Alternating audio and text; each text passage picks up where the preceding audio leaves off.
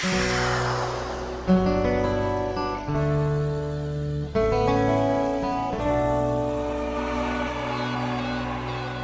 Dios los bendiga. Bienvenido a la 9ª lección de nuestro estudio bíblico sobre la carta a los Romanos. En esta lección vamos a estudiar el capítulo 8.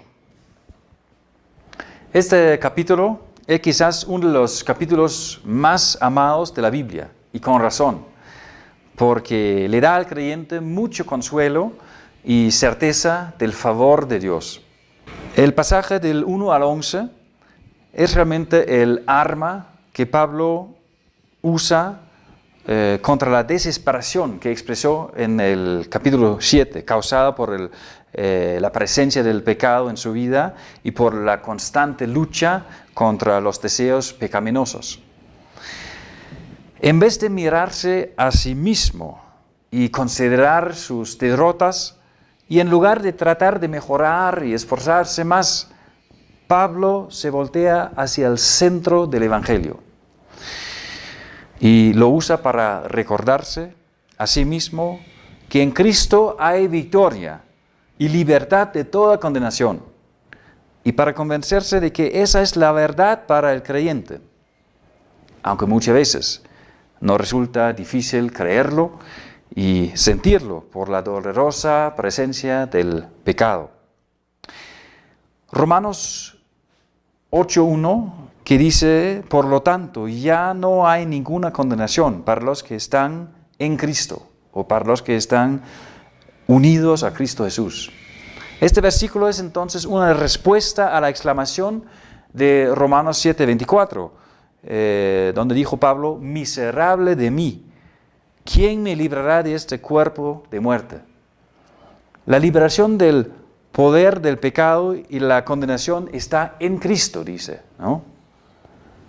Para Pablo, el cristianismo no es una cuestión de cómo eres, sino de dónde estás. Se trata de estar en el lugar correcto, el lugar donde no hay condenación, y ese lugar siempre es Cristo, en Cristo. Algunas versiones de la Biblia traducen esta expresión unidos con Cristo, pero creo que en Cristo nos permite visualizar mejor lo que pasa para aquel que cree en Jesús. Ser un cristiano y ser justificado significa que nos hemos mudado de un lugar a otro, del lugar de la condenación, de la perdición, al lugar de la gracia, a Cristo. Estamos en Él como si estuviéramos en una habitación. Jesucristo es nuestra habitación de gracia, en la que vivimos cada día, y ahí estamos rodeados de su gracia, totalmente cubiertos de su justicia. Las paredes, el piso, el techo, el aire de esta habitación, todo esto está hecho de la gracia, amor, perdón, y respiramos la gracia de Cristo porque vivimos en Él. La pregunta es: ¿por qué no hay condenación cuando sigo cayendo en pecado? La respuesta es que la ley del Espíritu de vida, la que es la ley de la fe, o sea, el Evangelio, es una ley más fuerte que la ley del pecado y de la muerte. Como dice, ¿no? Pues por medio de Él, la ley del Espíritu de vida me ha librado de la ley del pecado y de la muerte. Al estar en Cristo, ya tenemos vida. Estamos liberados del pecado, de la ley y también de la muerte. Hay libertad por la ley del Espíritu. Es una ley más fuerte. Y se puede comparar con relación entre dos leyes naturales. La ley de la aerodinámica es más fuerte que la ley de la gravedad y la puede vencer, lo que puedes realmente evidenciar si estás en un avión volando a una altura de casi 10.000 metros. Sientes la ley de la gravedad volando en el avión porque te quedas sentado en tu asiento y no estás volando por la cabina. Pero la aerodinámica mantiene el avión en el aire. Pero no puedes salir del avión, o sea, no puedes salir a esa altura y vencer la ley de la gravedad por ti mismo. Solamente estás incluido en la victoria de la aerodinámica sobre la ley de la gravedad mientras estás en el avión. Así también con la ley del Espíritu de vida, el Evangelio. Tienes que estar en Cristo para tener parte en la victoria del Evangelio sobre la ley del pecado, de la muerte. Nosotros mismos no podemos vencer el pecado por medio de las obras de la ley. Así dice el versículo 3 también. En efecto, la ley no pudo librarnos porque la naturaleza pecaminosa anuló su poder. Nosotros no podemos vencer el pecado por nosotros mismos, por nuestras obras de la ley. Pero Jesús ha hecho lo que para nosotros era imposible. Y aunque sigues sintiendo los efectos del pecado en tu vida, ya estás libre. Ya participas en la victoria sobre el pecado. Ya tienes parte en la victoria de Cristo sobre la muerte. Porque la victoria de Cristo ya vale para ti. Y ya estás realmente en Él. Y si me permiten decirlo, ya estás en su avión de la gracia. Cuando Pablo habla de los que andan conforme a la carne, como lo hace aquí, o los que siguen los pasos de la carne, se refiere a los que no creen en Jesús, los que no están en Él.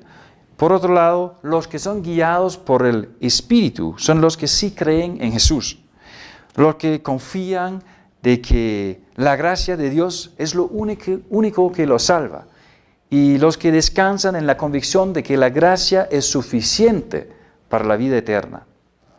No significa que no pecan los que sí confían en la gracia, los que sí tienen el Espíritu.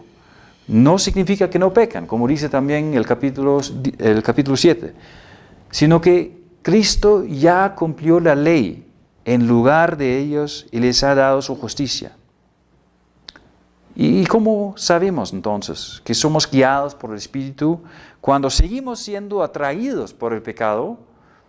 Bueno, lo sabemos porque el Espíritu nos lleva al arrepentimiento y a pedir perdón y también a querer vivir según la voluntad de Dios.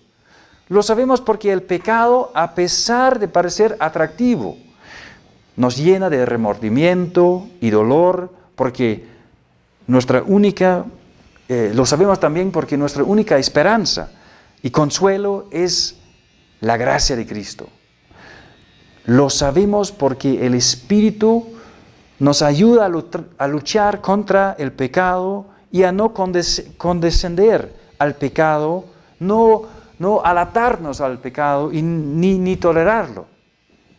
Esas son las señales de que sí estamos guiados por el Espíritu. Nos lleva a Cristo, nos lleva al perdón. El crecimiento del creyente en la santificación y la lucha contra el pecado solo es posible desde la habitación de la gracia, porque nace de ella, nace de la gracia. No es mi vieja naturaleza del pecado que cambia, que mejora, porque no lo puede hacer, ni lo quiere hacer. Pero cuando por la fe y la gracia estoy en Cristo, tengo una nueva vida, la vida del Espíritu, quien dará su fruto en mi vida. Muchas veces nos damos más cuenta de nuestro pecado, pero Jesús ha prometido que habrá fruto en nuestra vida. En Juan 15:5 Jesús dice, el que permanece en mí, como yo en él, dará mucho fruto. Todo esto es posible y se hace una realidad en mi vida porque como creyente no solo vivo yo en Cristo, sino que Él también vive en mí por su Espíritu, con toda su santidad, con todo su poder. Esto es lo que Pablo dice también en los versículos 10 y 11. Pero si Cristo está en ustedes, el cuerpo está muerto a causa del pecado. El cuerpo, o sea, nuestro viejo ser. Pero el Espíritu que está en ustedes es vida y a causa de la justicia.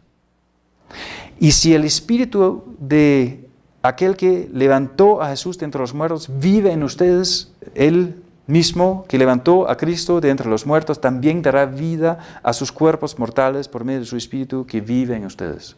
Es el mismo poder que Dios hizo operar en Cristo cuando lo resucitó de entre los muertos, que también puede darnos vida a nosotros y hacer que demos fruto en nuestra vida acá en la tierra.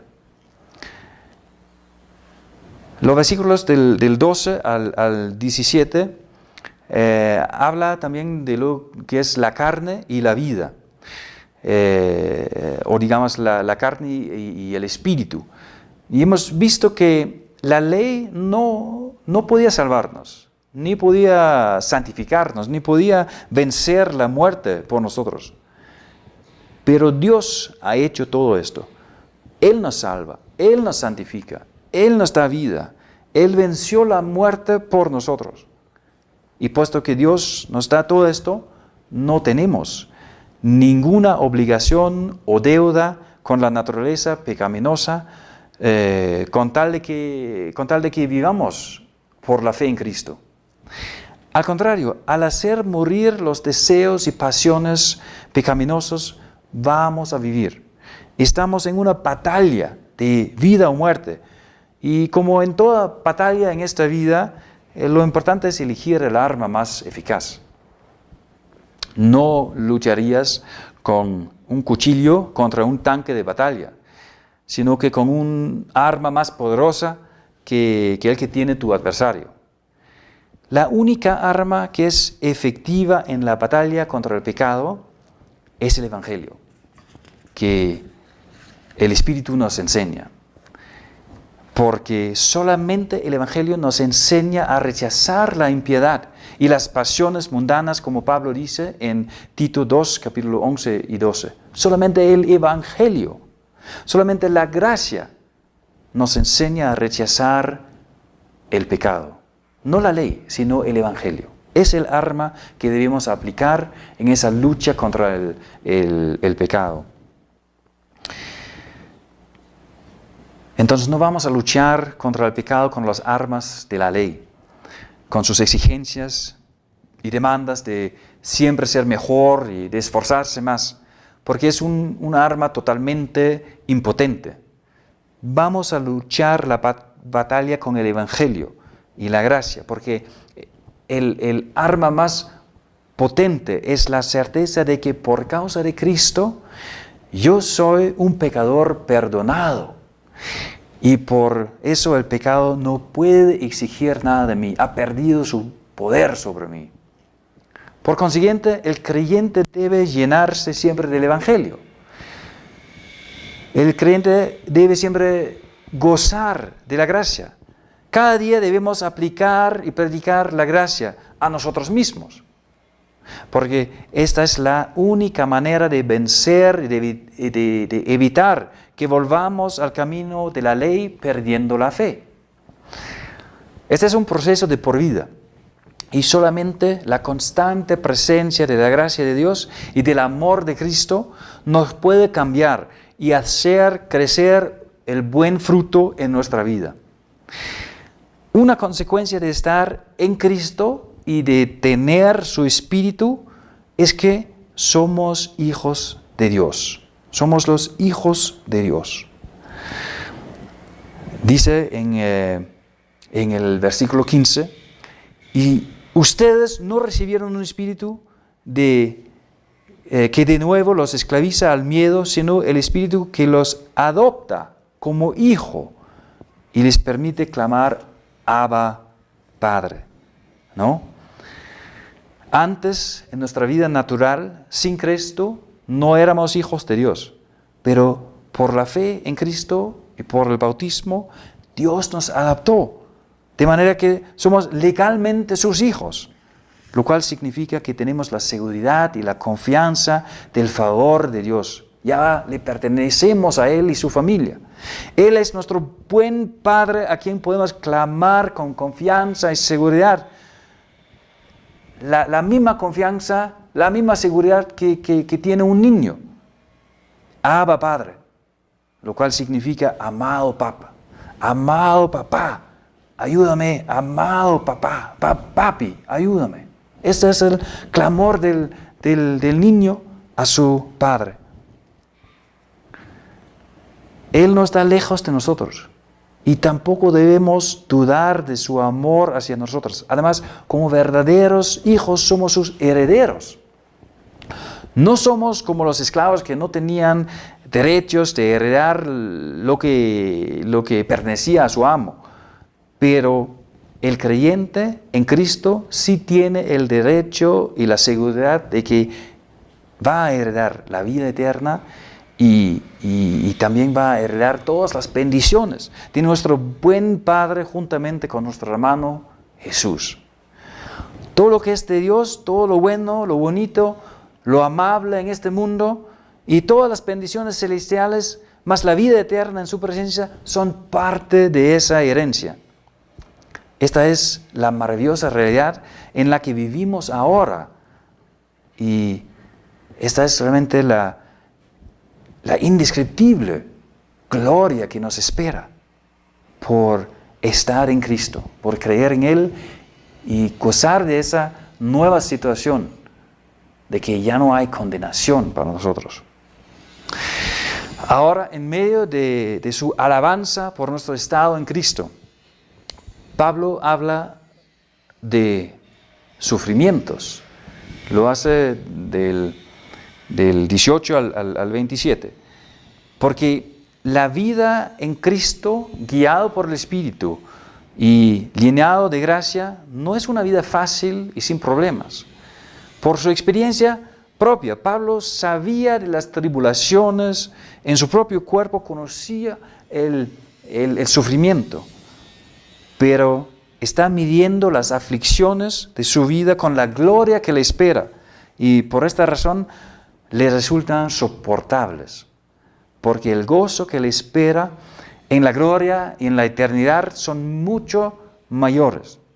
Y como muestra también el capítulo 8 del 35 al 39, el sufrir es parte de las condiciones para el creyente en este mundo. Además, Pablo tiene la confianza de que Dios dispone todas las cosas, incluyendo los sufrimientos, de manera que ayuden para el bien del creyente. Dios tiene sus propósitos y siempre quiere llevarnos a la vida eterna. Siempre quiere hacernos llegar a la meta. Y todo lo que nos pasa aquí, Él realmente lo usa para que lleguemos. Las tribulaciones y las aflicciones fomentan la esperanza del creyente para el día de su redención, cuando venga Jesús para terminar con el pecado y finalmente librarnos de nuestra naturaleza corrupta y de todos los sufrimientos que son consecuencias del pecado.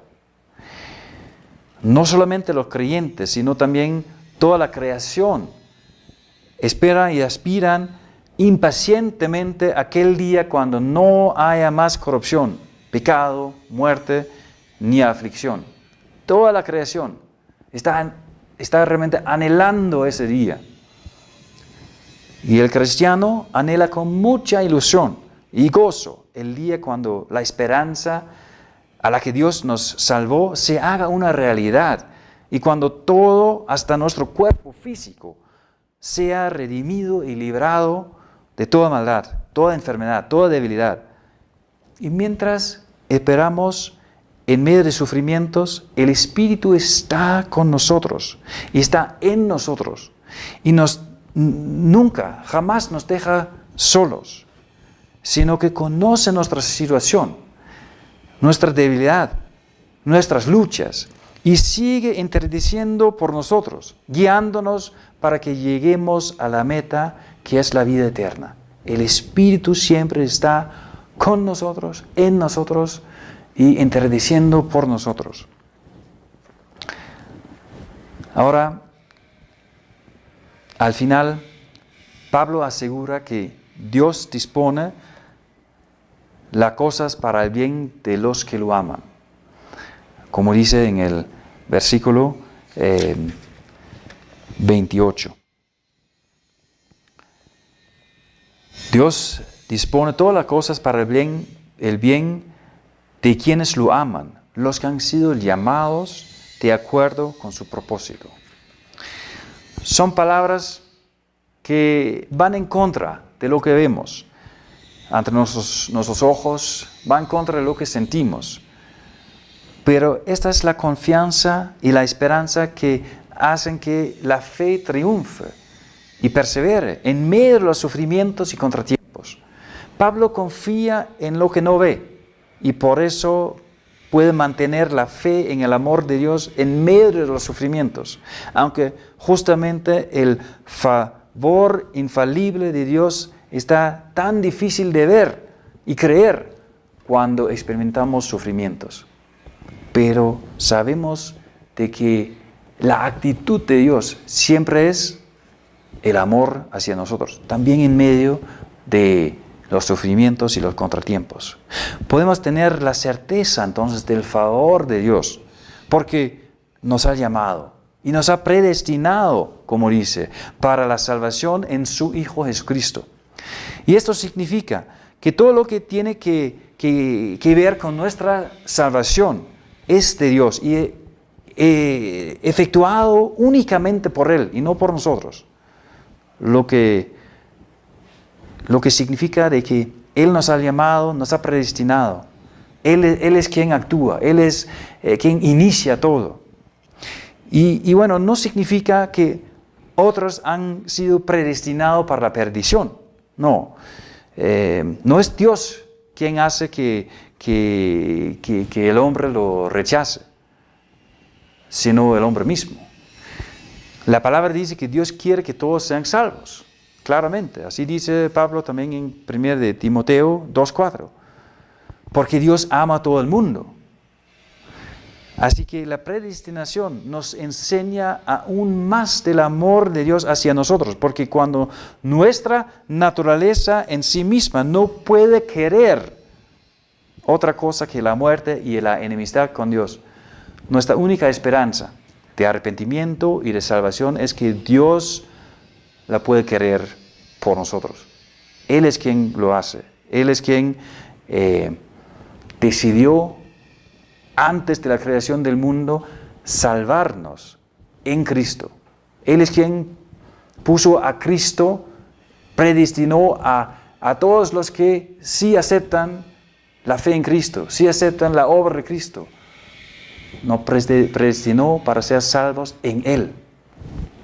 Por lo tanto, la conclusión de Pablo es que cuando de esta manera Dios nos muestra que está a nuestro favor, nadie puede estar en contra de nosotros.